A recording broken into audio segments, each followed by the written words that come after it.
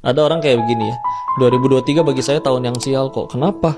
Karena diturunin jabatan. Bapak naik jabatan 3 kali, turun cuma sekali, kenapa ngambek? Di luar sana ada orang gak pernah menjabat apa-apa loh Pak. Jangankan direktur kayak Bapak, jadi ketua grup WhatsApp aja gak pernah Pak. Lihat isinya itu apa? Sholat sih sholat kok, tapi ketinggalan sholat gak nangis. Giliran duit hilang kok nangis. Sholat sih sholat kok, tinggalan sholat gak nangis, tapi gagal nyalek kok gila. Misalnya kayak gitu.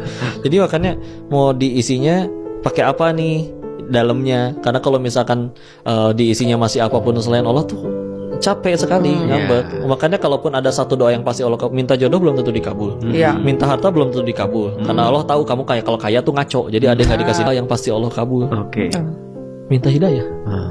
Cobain bangun tengah malam sendirian, ya Allah ini hamba datang ngakuin dosanya ya Allah. Tulus, nggak ada yang siapa-siapa yang ngelihat, cuman kayak orang curhat aja sama Allah. Tapi kalau malam ini hamba boleh minta, ya Allah anugerahkan hati hamba hidayah ya Allah. Karena kalau udah sampai Allah itu yang Allah kasih, kita mau hidupnya kayak gimana juga nemu jalan bahagia. Tapi kalau nggak punya itu, ya lihatlah para maling di negeri ini udah punya sekian banyak juga masih nyolong melulu. Masya Allah. Jadi ketika akhirnya gimana tuh supaya biar mana katanya sholat, giliran sholat malah habis semuanya, giliran ibadah malah habis semua. Nanti mudah bagi Allah diganti ininya, sudut pandangnya. Ada orang pengen sholat gara-gara pengen punya motor loh Mami.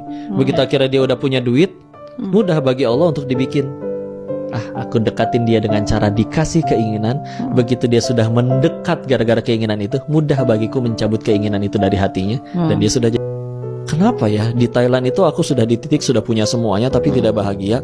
Terus nanya dong, siapa atau orang yang bahagia tanpa alasan, tanpa batas? Yang jawab orang ateis waktu itu.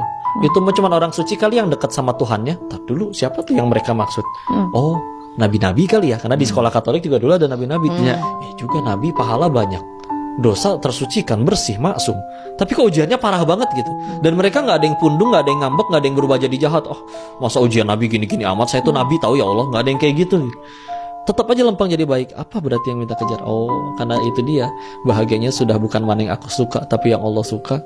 Hidupnya sudah bukan bertanya apa aku sudah bahagia, tapi sudah berapa orang yang kubahagiakan. Nah sampai nemu begitunya itu kan nggak gampang Ustaz. Waktu apalagi masih baru belajar terus dia istilahnya kena gempuran. Makanya kadang ada orang yang Allah bahkan nggak cuma dikasih gagal, Mama. Ada juga orang yang dengan sengaja, kalau di kitab Al-Hikam ya, Syekh Ibnu Athaillah nyebut, akan ada orang yang memang Allah dengan sengaja mengizinkan dia bermaksiat. Dengan maksiat itu dia kena batunya. Gara-gara kena batunya dia sudah punya titik di mana aku nggak mau nyentuh titik itu lagi. Jadi kadang memang ya, makanya kalau kita ngelihat ada orang yang nyampe proses ke titik itu prosesnya lama banget, ya wajar banget. Karena bahkan di kitab Al-Hikam itu ada bahasan, aku membiasakan diriku 20 tahun tahajud baru ngerasain tahajudnya nikmat.